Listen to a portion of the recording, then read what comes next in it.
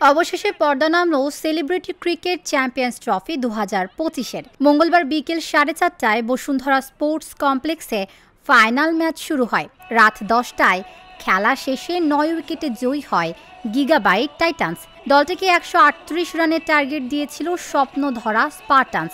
টুর্নামেন্টে বিজয়ী গিগাবাইট টাইটান্সে খেলেছেন সিয়াম আহমেদ, শরীফুল রাজ, মেহজাবিন চৌধুরী, মৌসুমী হামিদ প্রমুখ। দলটির মেন্টর ছিলেন নির্মাতা মোহাম্মদ মুস্তফা কামাল রাজ। এছাড়াও সেলিব্রিটি ক্রিকেট চ্যাম্পিয়ন্স ট্রফি 2025 পুরস্কার বিতরণী অনুষ্ঠানে উপস্থিত ছিলেন অভিনেত্রী নুসরাত ইমরোজ তিশা, জাতীয় দলের সাবেক খেলোয়াড় নাসির হোসেন সহ এক ঝাঁক তারকা। এরকম একটা টুর্নামেন্টে আসলাম, খুবই ভালো লাগছে। আর খেলা দেখে সত্যি আমি মুগ্ধ। সবাই খুবই এনার্জি নিয়ে খেলেছে। সত্যি আমি যতটুকু সময় ছিলাম খুব এনজয় করেছি। And best of luck everyone. 5 May রাজধানীর বসুন্ধরা স্পোর্টস কমপ্লেক্সের ক্রিকেট স্টেডিয়ামে আনুষ্ঠানিক উদ্বোধন হয় সেলিব্রিটি ক্রিকেট লিগের। টি20 ফরম্যাটে আয়োজিত 5 দিনব্যাপী এই টুর্নামেন্টে অংশ নেয় গিগাবাইট টাইটান্স, নাইট রাইডার্স, জেভিকো কিংস এবং স্বপ্নধরা স্পার্টানস। আমাদের একটা স্বপ্ন ছিল যে বাংলাদেশে ক্রিকেট বলে প্রফেশনাল একটা ক্রিকেট টুর্নামেন্ট হবে, যেখানে আমরা বিভিন্ন ধরনের ডিস্ট্রিবিউটর হয়ে খেলবো। এবার সেলিব্রিটি ক্রিকেট লিগ শুরুর পর থেকে আলোচনা সমালোচনার ঝড় ওঠে। এই টুর্নামেন্টে নারীদের অংশগ্রহণ নজর কেড়েছে।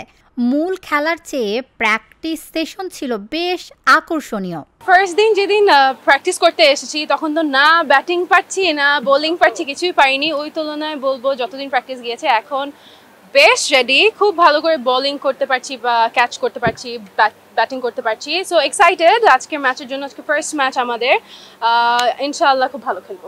অবভিয়াসলি অনেক ভালো লাগছে। As I always say that cricket হলো আমাদের বাঙালিদের একদম মনের গভীরে জায়গা করা একটা গেম। সো মানে কোর অফ দ্য হার্ট যেটাকে বলে। সো এটা আমাদের ইমোশনের সাথে মিক্স হয়ে আছে। ক্রিকেট মানেই হলো আমাদের ভালোবাসা প্রকাশ পায়, ইমোশনটা প্রকাশ পায় এই জায়গাটায়। তো যখন এটা আমাদের জন্য হচ্ছে সেলিব্রিটি ক্রিকেট লিগ, আমরা যেখানে খেলতে পারছি, পার্টিসিপেট করতে পারছি, definitely it's a great feeling. এটার উপরে আসলে কোনো ফিলিং নাই। So I feel very excited about it. আমার অনেক ভালো লাগছে। And to have been participating in an event like this is a blast for me.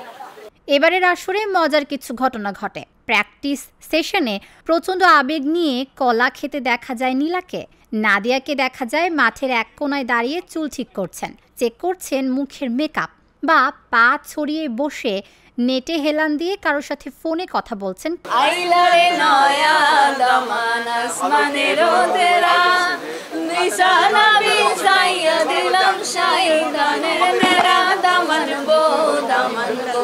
আমার সবসময় খেলাধুলা ভালো লাগে। আমি একজন স্পোর্টসম্যান, ক্রিকেট প্যাশনের জায়গা। আমি ফুটবলও ভালো খেলি, আমার মনে হয় ব্যাডমিন্টনও ভালো খেলি, কারণ লাস্ট ওয়ার্ল্ডটনে ব্যাডমিন্টন যে এফডিসি চ্যাম্পিয়নশিপ হয়েছিল আমি ওটা চ্যাম্পিয়ন হয়েছিলাম। তা সব কিছু মিলিয়ে খেলাধুলা একটা ভালো লাগা, ভালোবাসার জায়গা। মাঠে খেলছি, এখন মাঠে নামবো।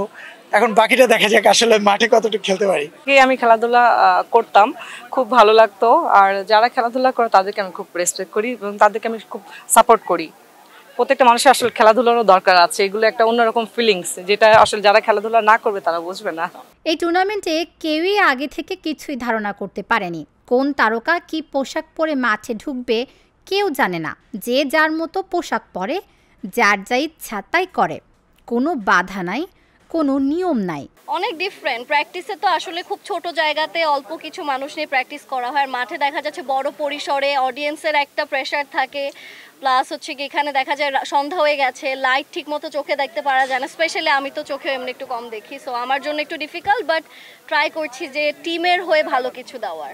বল ঠিক কখন ক্রিজ পার হবে এই নিয়ে চলে টানটান উত্তেজনা।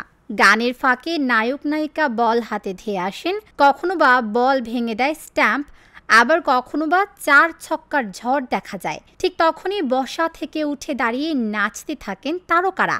হইচই আর আনন্দে চলে 5 দিনের টুর্নামেন্ট। এবারের আসরে নতুন তারকারা যোগ হলেও দেখা যায়নি রাজ রিপার মতো তারকাদের।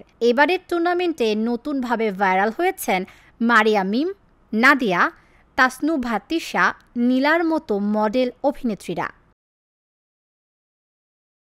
তাবাসসুম সেজুথি, ঢাকা জার্নাল।